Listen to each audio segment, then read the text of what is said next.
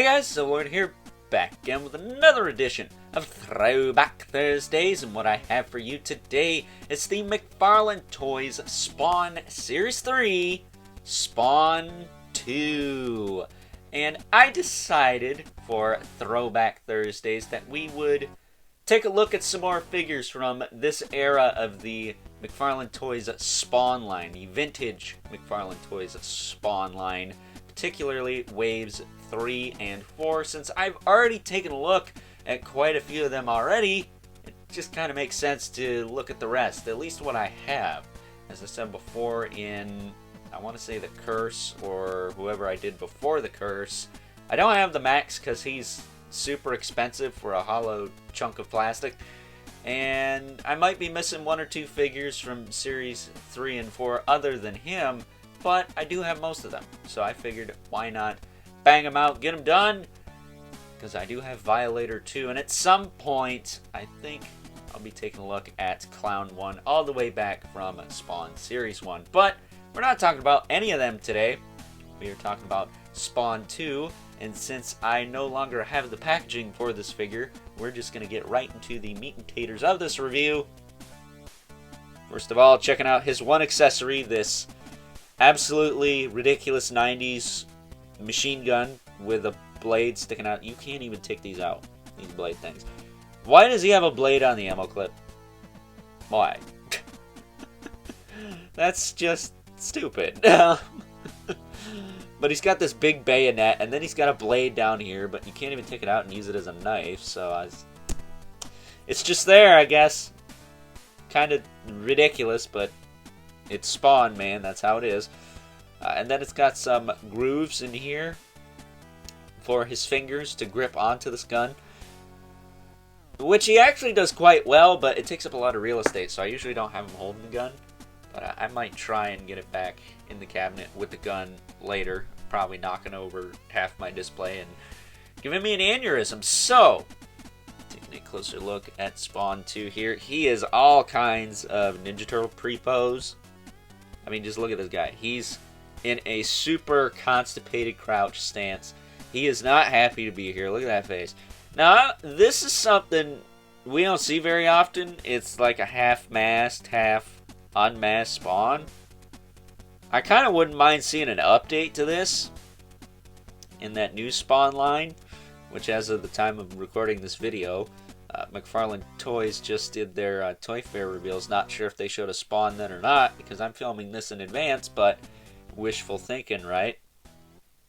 Same with that Medieval Spawn Kickstarter, who we also have to get to at some point in Throwback Thursdays. But back to figure at hand. It would be kind of cool to see a modern update to this kind of half and half head sculpt. I will say his collar piece does just kind of pop out. I might have to have my dad super glue that or something, because it is annoying. It just pops out. Now, I had one of these before. This is the second one of these I've had. The first one, his arm popped off here, which is a common thing with these older Spawn figures, because that's how good the joints were. Not very.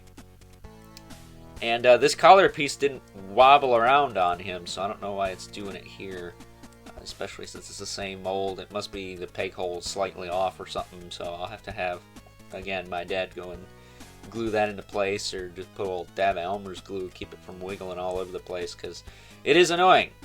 Very annoying. And the fact that it doesn't sync up with the rest of his cape is kind of weird.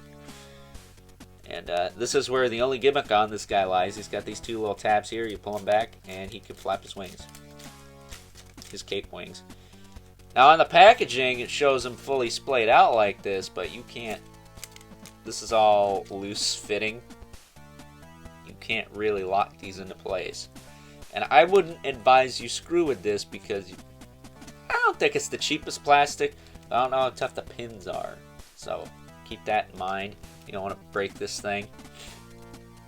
Especially since I don't know what he's going for nowadays. I imagine this one's probably a little bit more on the high end as far as the vintage line, just because it's Spawn himself and not some rando character that most people don't remember from the comics.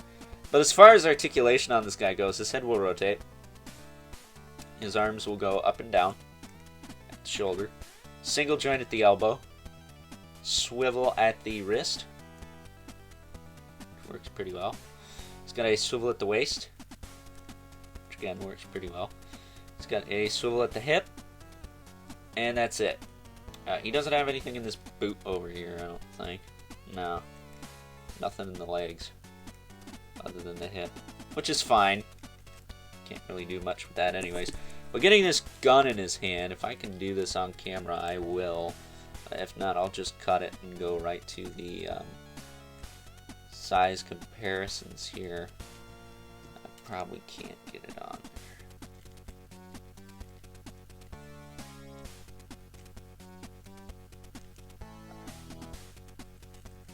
Actually, I think I got it. I think I can. There we go. There he is with his big old honking machine gun, which he can barely support the weight of. That's as good as it's going to get, folks. That thing's absolutely ridiculous. But, with that being said, I do actually have a Spawn 1 handy. Stupid me forgot I had one sitting in the Spawn mobile.